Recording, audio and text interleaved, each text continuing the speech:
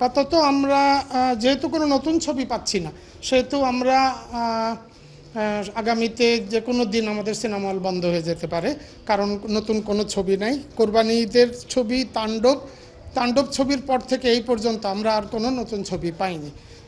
আর এই অবস্থায় চালায় রেখে আমরা স্টাফদের বেতন দেওয়া, ইলেকট্রিক বিল দেওয়া, অন্যান্য খরচা করে আমরা আসলে চালায় রাখতে পারতেছি না, যার কারণে সিনেমা হল আগামীতে খুবই দ্রুত সময়ের মধ্যে বন্ধ হয়ে যাবে।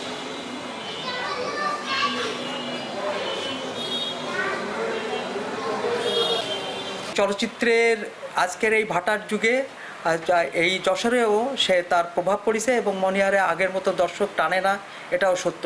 কিন্তু আমি মনে করি যে যুগের সাথে তাল মিলায় মনিহারকে আধুনিকায়ন করা এবং মনিহারকে রক্ষা করার জন্য এর সাথে সংশ্লিষ্ট অন্যান্য যারাই আছে তাদেরকেও ভূমিকা পালন করা এবং মনিহারকে না ভাঙার জন্য তাদের সিদ্ধান্ত পরিবর্তন করার জন্য আহ্বান জানাবো।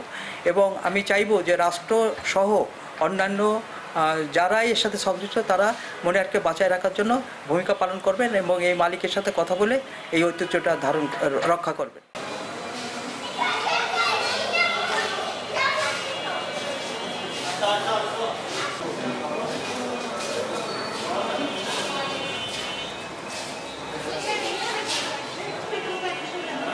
ভেঙে ফেলা না, এখন আসলে সিনেমা হল বন্ধ হয়ে গেলে আসলে আগামীতে যদি এরকম হয় যে আমরা ছবিই পাচ্ছি না, তাহলে আমি তো এই জিনিসটা ফেলায় রাখতে পারবো না, আমাকে নতুন কিছু চিন্তা করতে হবে।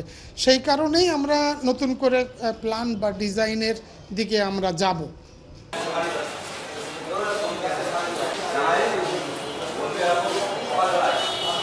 এত বড় একটা সিনেমা হল বন্ধ যে হয়ে যাবে এটা ভাবা যায় না, অকল্পনীয় ব্যাপার। বন্ধ করতে বাধ্য হচ্ছে এই কারণে, দেখেন কোরবানি ঈদে আমরা তাণ্ডব ছবিটা চালিয়েছি, তারপর থেকে একটা নতুন ছবি আমরা পাইনি। এত বড় একটা সিনেমা হল পুরাতন ছবি দিয়ে চলে না, স্টাফদের বেতন দেওয়া সম্ভব না, পৌর ট্যাক্স না, কাস্টম ট্যাক্স বা বিদ্যুৎ বিল, পুরাতন ছবি চালিয়ে এটা দেওয়া সম্ভব নয়।